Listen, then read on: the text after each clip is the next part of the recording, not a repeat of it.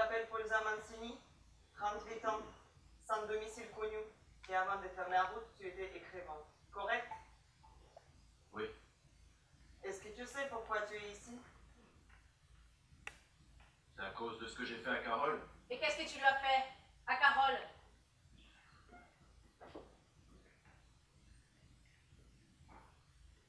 Écoute, t'es pas ici par hasard. Il faut nous raconter ton histoire. On est les seuls qui s'intéressent. On est des flics. On n'est pas là pour te juger, mais pour essayer de comprendre ce qui s'est passé. Et crois-moi, t'as intérêt à ce que quelqu'un comprenne. Avant la mort de mon père, je respectais scrupuleusement la minute impartie par le compteur. Il m'aura fallu attendre que mon père meure pour ne plus me satisfaire de cette minute réglementaire. Alors,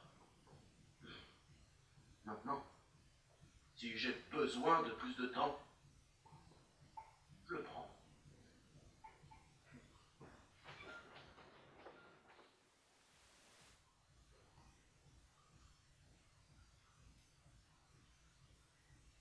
Je devais passer chercher les cendres de mon père fin d'après-midi.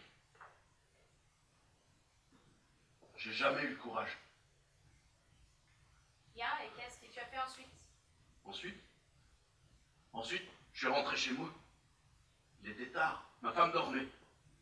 J'ai pris un grand sac de voyage, je l'ai rempli de fringues, et je suis parti. Parti où? À l'époque, j'en avais aucune idée. J'ai réalisé que mon père mort, je ne pouvais plus le décevoir.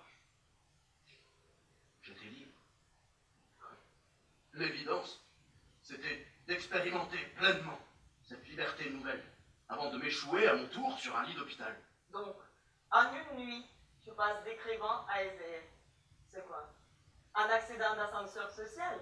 Non, pas SDF, clochard. Le premier subit quand le second choisit. C'est d'autant plus drôle que c'était la plus grande frayeur de mon père. Lui, qui a trimé toute sa vie pour que je sois jamais à la rue, eh bien c'est exactement ce que je choisis de faire lorsque j'ai su qu'il était mort. Paradoxal, non? Non. Au fond, ce que je voulais, c'était revivre le blast, retrouver cette sensation inégalable.